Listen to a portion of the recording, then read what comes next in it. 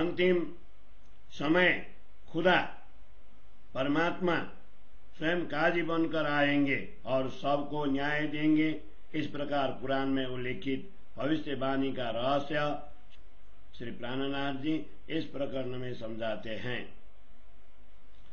सैया मेरे सुदली जियो जो कोई है किताबा तुम ताले लिख्या नूरत जला सुन के जागो सिताब नाचुति सरियत करम की नाचुति तरीकत उपासना मगज न पावे मायना चले सब बस पर मन ढूंढौड़ा करता है हिंदू या मुसलमान ये जो रजे बीच में इनका सुन मकान जो गरम भी आकाश भी पहुँचे ला मकान माता तो क्यों न छूतई कया पर्दा ऊपर आसमान एक इलम ले दौड़ाई और ले दौड़े ज्ञान तित बुध न पहुँचे शब्द ये भी टके न मकान दूजी कुरसित तरीकता जायरी ऊपर फुरमाना हकीकत मार्फत की ना किन किया बयान सो किताब खोलन का हुक्मा दे पारा जो औलाद दमावा की सो खोले क्यों कारा बादशाह इब्लिस दिल परा सब पर हुआ हुकुमा इन दो के अकल सो कहे खोले बात न हम जहाँ कछु है नहीं सब कोई बेच न बेच गुना सुन निराकार निरंजन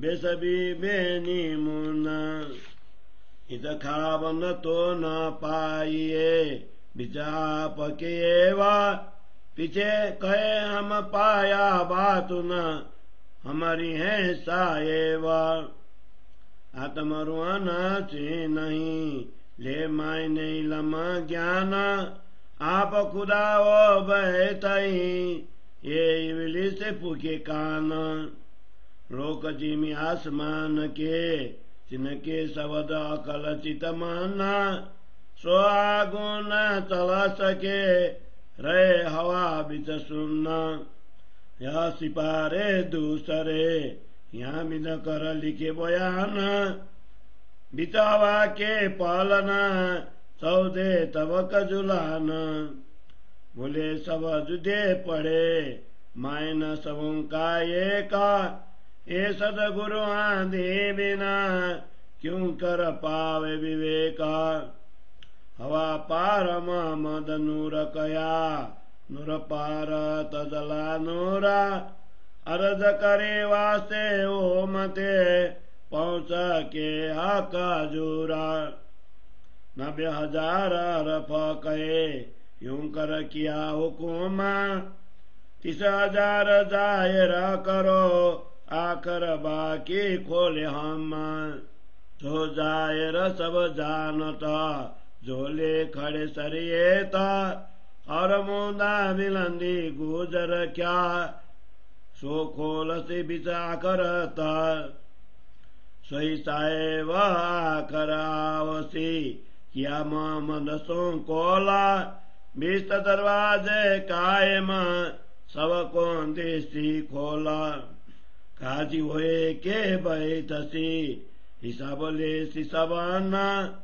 पल में प्रलय कर के उठाए ले सी तकिना ये सब ओ मत कारणे आकर कर सारा था देसी विस्ता सवन को सोरवाला की बरकता शोकुमादि का छोड़ साहिब के पाए बिचांदेरी सुन के जाए जल बिन गोते खाए अवपुछती लापना इत कहाँ रोया ये केना मुँह से कहे हम मोहम्मद के कायम खड़े बिच दीन ये बिचारे क्या करे सुखता ले ली क्या नाये ना तो जान बुझ पड़े आरप क्यों परे डोज कमाए तो आँख मूड़े कहे और बेर कहे श्रवण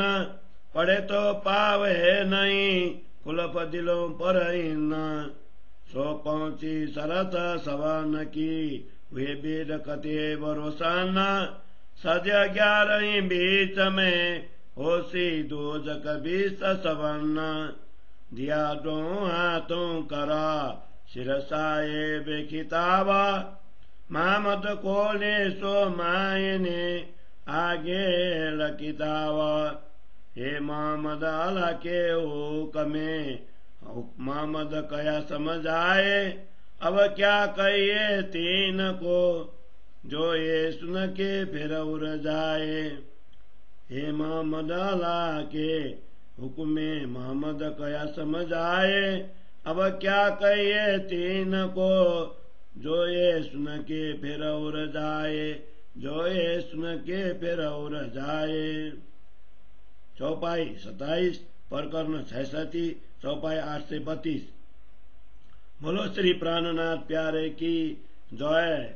श्री कीर्तन ग्रंथ को हिंदी सरलार्थ।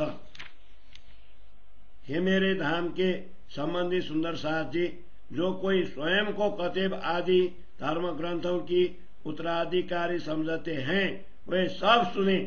तुम्हारे भाग्य में ही अक्षरातीत ब्रह्म का ज्ञान प्राप्त करना लिखा है, इसीलिए मेरा उपदेश सुनकर शीघ्र ही जागृत हो जाओ।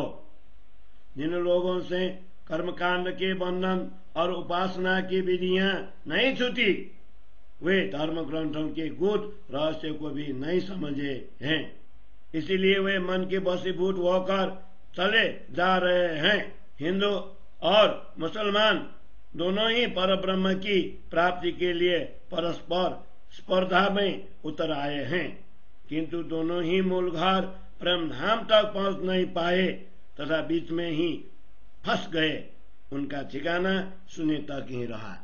योग की साधना करने वाले योगी तथा उद्यमी साधक भी ब्रह्म को ढूंढते हुए मात्र शून्य तक ही पहुंचे। महतत्व उनसे भी किसी प्रकार नहीं छूटा, अर्थात वे महतत्व से आगे नहीं जा सके।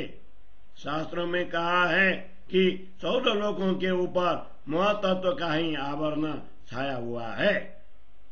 मुसलमान इल्म द्वारा खुदा को ढूंढते हैं तो हिंदू ज्ञान के द्वारा पूर्ण ब्रह्म को पाना चाहते हैं, किंतु दोनों की बुद्धि और शब्द ब्रह्म तक नहीं पहुंच पाते। अतः ये सभी लोग शून्य लामकान निराकार से आगे नहीं जा पाते। खोलते खोलते यहीं तक पहुंचकर थक जाते हैं। दूसरी भूमिका तरीकत अर्थात उपासना करने वाले की है, जो कुरान के बाह्य जाहिर अर्थ के आधार पर चलते हैं, किंतु यथार्थ ज्ञान हकीकत तथा पूर्ण पहचान मार्फत के विषय में किसी ने भी कुछ नहीं कहा। यथार्थ ज्ञान तथा पूर्ण पहचान का रहस्य स्पष्ट करने का दायित्व तो सदगुरु श्री देवचंद्र जी हाजी पर हैं। आदम और हवा की संतान अर्थात माया से उत्पन्न जीव उन रहस्यों को किस प्रकार स्पष्ट कर सकते हैं। माया से उत्पन्न जीवों के हृदय पर दुष्ट इबलिस का ही राज्य शासन है। ऐसे मायावी जीव व्यर्थ ही कहते हैं कि हम हकीकत या मार्फती बुद्धि के द्वारा वेद कदेव के गुप्त रहस्य स्पष्ट करते हैं। इस प्रकार माया से उत्पन्न जीव जहाँ अस्तित्व नाम की कोई वस्तु ही नहीं उसे ब्रह्म मानकर बेचुन कहते हैं। जहाँ कोई गुण दिखाई नहीं देता वहाँ ब्रह्म को बेचुन कहते हैं। दूसरे शब्दों में ब्रह्म को शून्य निराकार निरंजन बेसभी जिसका कोई आकार नहीं, बेनिमुन जिसका कोई निमुना नहीं कहते हैं। नाशवान माया में फंसे हुए इन जीवों को पूर्ण ब्रह्म परमात्मा के स्वरूप के दर्शन तो नहीं होते, किंतु वे कहते हैं कि हमने धर्म ग्रंथों के गुप्त रहस्य समझ लिए हैं और हम स्वयं ही ब्रह्म हैं। इस लोगों को आत्मा अथवा रूह की पहचान ही नहीं है, तथापि वे ब्रह्मज्ञानी होने का दावा रखते हैं। शैतान इब्लिस ने उनके कान भर दिए हैं, इसलिए वे स्वयं को ही खुदा ब्रह्म मान बैठे हैं। मृतलोक के मनुष्य और स्वर्ग आदि लोकों के देवताओं में पूर्ण ब्रह्म के विषय में विचार करने तथा कहने के लिए बुद्धि, मन तथा वाणी ही नहीं है, इसलिए वे आगे बढ़ ही नहीं सकते, क्योंकि उनके मन, वचन और बुद्धि मात्र माया और शून्य का विचार करने के अवरुद्ध हो जाते हैं। कुरान के दूसरे सिपारे में इस प्रकार कहा गया है कि हवा अर्थात निराकार के पालने में 14 लोग जूझ रहे हैं। धर्म ग्रंथ के उपदेशक ही अपनी भूल के कारण पृथक पृथक हो जाते हैं। वस्तुतः सभी धर्म ग्रंथ का आशय एक ही होता है, किंतु सदगुरु के बिना इन रहस्यों को विवेक पूर्वक कौन समझा सकते हैं। हजरत मोहम्मद ने स्पष्ट कहा है कि हवा शून्य और निराकार से परे अक्षर ब्रह्म नूर है और उन अक्षर ब्रह्म से भी परे अक्षरातीत पूर्ण ब्रह्म नूर तजला है। उन्होंने परमात्मा के पास पहुंचकर ब्रह्म सृष्टि के लिए प्रार्थना की। परमात्मा ने रसूल मोहम्मद को 90,000 शब्दों में अपना संदेश कहा और आदेश दिया कि इनमें से 30,000 शब्दों को ही तुम प्रकट करना, शेष शब्दों को अंतिम समय आकर हम स्पष्ट करेंगे। इसलिए शरीयत कर्मकांड को प्राधान्य देने वाले लोग इन 30,000 शब्दों को ही जानते हैं और जो अखंड ज्ञान गुप्त रखने के लिए कहा है उसे अंतिम क़यामत के समय स्वयं परमात्मा आकर स्पष्ट करेंगे। वे परमात्मा अंतिम आत्मा जागृति के समय प्रकट होंगे। जिन्होंने हजरत मोहम्मद को अपने आने का वचन दिया था, वे स्वयं प्रकट होकर सबके लिए अखंड मुक्ति के द्वार खोल देंगे। उस समय परमात्मा स्वयं न्यायाधीश बनकर बैठेंगे और सभी जीवों के कर्मों का लेखा जोखा लेंगे। तब क्षण मात्र में ही अज्ञानता को मिटाकर सभी जीवों को अखंड मुक्ति स्थलों में पहुंचाएंगे। पूर्ण ब्रह्म परमात्मा ने अपनी अंगना ब्रह्म प्रियाओं के लिए ही इस प्रकार अंतिम समय में आने के वचन दिया है।